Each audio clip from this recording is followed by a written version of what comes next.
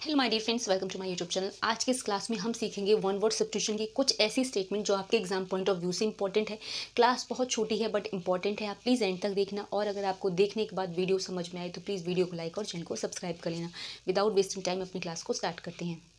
So my dear friends, first statement है one word substitution की, large scale departure of people. क्या कहलाएगा? Departure होता है कहीं पर प्रस्थान करना या कहीं पर जाना। जब बहुत सारे लोग एक साथ में कहीं से जाने लगे, उस सिचुएशन को हम एक वर्ड में क्या बोलें? चार ऑप्शन हमारे पास। पहला है माइग्रेशन। माइग्रेशन आप सभी जानते होंगे, एक जगह से दूसरी जगह जाना है, बट लार्ज स्केल इसमें एक दे रखा है कंडीशन कि ज़्यादा लोगों का एक साथ कहीं पर प्रस्थान करना क्या कहलाएगा?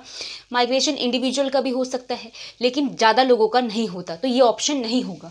सेकंड है आपका इमिग्रेशन। ठीक है, इमिग्रेशन मतलब जब आप कहीं से कहीं पर जाते हैं, ठीक है, एक जगह से कहीं आप दूसरी जगह पे जाके बस जाएं।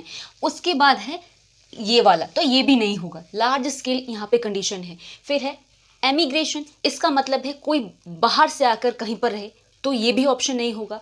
इस पूरी स्टेटमेंट का मतलब एक्सोडस होता है। एक्सोडस का मतलब है जब बहुत सारे लोग एक साथ में कहीं से जाएं, प्रस्थान करें, दूसरे देश में चले जाएं, तो वो एक्सोडस कहलाता है। तो कभी भी आए one word substitution large scale departure of A people, वो एक्सोडस कहलाता है। ठीक है, अगली स्टेटमेंट है एन असेंबली ऑफ हियरर्स। अब हियर करना क्या होता है? सुनना होता है। और हियरर्स का ग्रुप हो तो उसको हम क्या बोलेंगे? हियरर्स मतलब जो श्रोतागण होते हैं, जो सुनने वाले होते हैं। तो ऑप्शन नंबर 1 है ऑडियंस। सेकंड है क्राउड। क्राउड सभी जानते हैं भीड़ भाड़ या जिसको मॉब भी कहते हैं, तो ये वैसे भी नहीं होगा।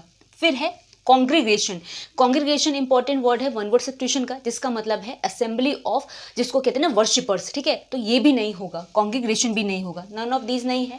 तो क्या बचा? ऑडियंस। ऑडियंस हम उनको कहते हैं, जैसे आपने सुना होगा ऑडियंस बैठी है तो वो कुछ सुनने के लिए बैठी है, कुछ देखने के लिए बैठी है। ठीक है, तो असेंबली ऑफ हियरर्स का मतलब ऑडियंस होता है। थर्ड स्टेटमेंट है रिलेशनशिप बाय ब्लड और बर्थ।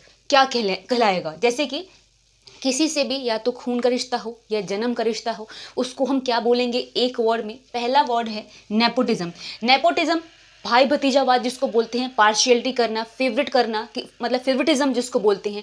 जैसे आप किसी पोजीशन पे हो, अपने सगे संबंधी, दोस्त, रिश्तेदार, नातेदार को कोई भी ऐसी प्रॉफिट देना, तो वो नेपोटिज्म कहलाता है। लेकिन इसमें स्टेटमेंट में पूछा है रिलेशनशिप बाय ब्लड और बर्थ, तो ये स्टेटमेंट का करेक्ट ऑप्शन नहीं होगा। सेकंड है पेरेंट्स। अब इसमें जरूरी नहीं है कि वो पेरेंट्स ही हो जिसके साथ हमारा खून का रिश्ता हो या जन्म से रिश्ता हो, भाई बहन भी होते हैं, जो भी चाचा चाची, मामा मामी, जो भी आप समझ लो, वो भी होते हैं, तो ये भी नहीं होगा। कॉन्सेंगुनिटी, इस पूरी स्टेटमेंट का मतलब होगा कॉन्सेंगुनिटी, जिसका मतलब होता है रिलेशनशिप बाय ब्लड और बर्थ, और ऑल ऑफ द अबव गलत ऑप्शन है। ठीक है, उसके बाद है स्टडी ऑफ मैनकाइंड। जब जो मनुष्य के ऊपर जो पढ़ाई होती है उसको हम क्या कहेंगे? पहला ऑप्शन है pathology. Pathology study of disease होता है, ये नहीं होगा। फाइलोलॉजी स्टडी, इसको भाषा की जो भाषा विज्ञान कहते हैं, ठीक है, तो ये भी नहीं होगा। जूलॉजी स्टडी ऑफ एनिमल्स होता है, तो ये भी नहीं होगा। एंथ्रोपोलॉजी, एंथ्रोपोलॉजी का मतलब होता है स्टडी ऑफ मैनकाइंड। तो यहाँ पर आपने 4 वन वर्ड सब्स्टिट्यूशन सीखे। जैसे कि सीखा, जब एक साथ में बहुत सारे लोग कहीं से जाने लगे तो उसको हम एक्सोडस कहते हैं। सेकंड है श्रोतागण, असेंबली ऑफ हियरर्स, ऑडियंस कहलाती है। और अगर रिलेशनशिप बाय ब्लड और बर्थ है तो वो कॉन्सेंगुनिटी कहलाती है। और अगर आए स्टडी ऑफ मैनकाइंड तो वो एंथ्रोपोलॉजी कहलाती है। देखो आगे की statements. So the next statement is mania of getting fire. कभी भी ये स्टेटमेंट है, मेनिया क्या होता है? मेनिया होता है किसी भी चीज़ को करने की धुन या सनक जिसको बोलते हैं। कई लोगों को आग लगाने की जो सनक होती है, धुन होती है, उसको हम क्या कहेंगे एक वर्ड में? मेनिया वर्ड का मतलब क्या होता है? सनक होती है। ठीक है, उसके बाद देखो फर्स्ट ऑप्शन है पायरोमेनिया, सेकेंड है kleptomania, scrap and none of these. तो कभी भी ये स्टेटमेंट आए इसका मतलब होता है पायरोमेनिया। ठीक है, क्लैप्टोमेनिया स्टील मतलब किसी भी चीज़ को चुराने की होती है। ठीक है, मीनिंग ऑफ स्टीलिंग, किसी भी चीज़ को चुराने की जो सनक होती है ना, कि कई लोग चोर टाइप के होते हैं, कुछ भी चुरा लिया, उसको हम क्लैप्टोमेनिया बोलते हैं। पायरोमेनिया मतलब होता है आग लगाने की जो सनक होती है कई लोगों में, वो होती है। स्क्रैप मतलब चिथड़ा होता है, तो ये भी नहीं होगा। नन ऑफ दिस तो कुछ भी नहीं है। अगला स्टेटमेंट है a man of odd habits. Odd मतलब जो अलग हो, विचित्र हो, थोड़ा अलग सा हो, किसी भी इंसान का जो स्वभाव, उसको हम क्या बोलेंगे? किसी के जैसे होता है ना कि कई लोग के अलग अलग अलग विचित्र टाइप के स्वभाव हो, उसको हम एक वर्ड में क्या बोलेंगे? इंट्रोवर्ट। इंट्रोवर्ट शर्मीले लोगों को बोलते हैं, जो ज़्यादा सोशल ना हो, शर्मीले शाय टाइप के हो, तो ये भी नहीं होगा। मूडी होता है जो मतलब मूड के हिसाब से अपने काम करे, तो ये भी नहीं होगा। ईसेंट्रिक, इसका मतलब होता है man of odd habits, eccentric कहलाता है। एंड पियोनियर नहीं होगा। पियोनियर होता है जिसको मार्गदर्शक भी बोलते हैं। सो इस स्टेटमेंट का मतलब है ईसेंट्रिक। नेक्स्ट है food which agrees with one's taste. ठीक है, ऐसा खाना जो किसी को बहुत ज़्यादा पसंद आए, उसको हम क्या कहेंगे? सो पंजेंट मतलब होता है तीखा या कड़वा, ये भी नहीं होगा। पैलेटेबल होगा, जिसको हम स्वादिष्ट कहते हैं। इस पूरी स्टेटमेंट का मतलब पैलेटेबल है।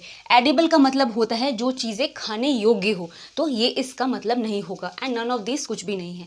अगला वर्ड है यूजिंग ऑफ न्यू वर्ड्स। अब कई लोग होते हैं जब कॉन्वर्सेशन करते हैं या जिसको आप बातचीत करना कहते हो, उसमें नए नए वर्ड्स का यूज़ करते हैं। ठीक है, कई लोग जो घिसे पिटे वर्ड हैं वही बोलते हैं, कई लोग उसी वर्ड के लिए नए नए वर्ड्स लेके आते हैं, तो उसको हम क्या बोलेंगे यूजिंग ऑफ न्यू वर्ड्स के लिए? पहला है डड। डड मतलब होता है फेलियर या जिसको असफलता कहते हैं। नियोलॉजिज्म, यही इस स्टेटमेंट का मतलब है, using of new words. Milliner होता है जो हैट वगैरह बेचता है गर्ल्स की, तो वो मिलिनर कहलाता है। एंड किन का मतलब होता है जहाँ पर ब्रिक्स बेक की जाती है, सो ये भी नहीं होगा। तो ये है फर्स्ट है मीनिंग ऑफ गेटिंग फायर, जिसको हम पायरोमीनिया कहते हैं। Man of odd habits, eccentric कहलाता है। Food which agrees with one's taste, palatable. And using of new words, neologism. अब देखो आगे की स्टेटमेंट्स। अब देखो अगली स्टेटमेंट है the care taker of public building. अब हम उसको क्या कहेंगे? जो देखभाल करने के लिए रखे जाते हैं किसी भी पब्लिक बिल्डिंग में। ठीक है, अब जैसे फर्स्ट ऑप्शन है वार्डन। वार्डन क्या होती है? वार्डन होती है जो वार्डन हॉस्टल वगैरह में रखे जाते हैं, जो लोगों बच्चों के ऊपर होती है हेड, वो देखती है, वो देखभाल के लिए रखी जाती है, तो वार्डन भी नहीं होगा। सेकंड है डीन। डीन होते हैं जो हेड ऑफ द यूनिवर्सिटी होते हैं, तो वो भी नहीं होगा।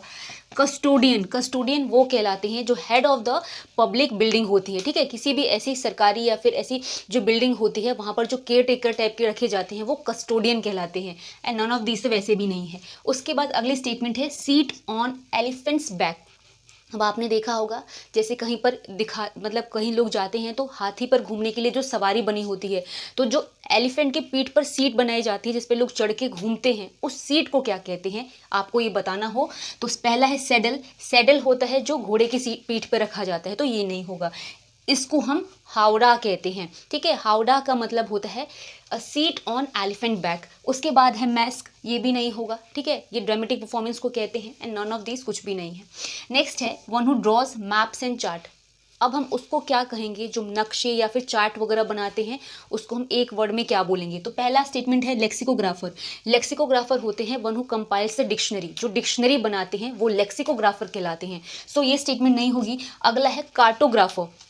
कार्टोग्राफर ही वो स्टेटमेंट है one who draws maps and charts. जो कभी भी ये स्टेटमेंट आए तो इसका करेक्ट ऑप्शन कार्टोग्राफर है। नेक्स्ट है आर्किक। आर्किक मतलब होता है जो वर्ड्स पहले चलते थे बट अब वो यूज में नहीं है। ठीक है, तो वो होता है आर्किक, तो ये भी ऑप्शन नहीं होगा।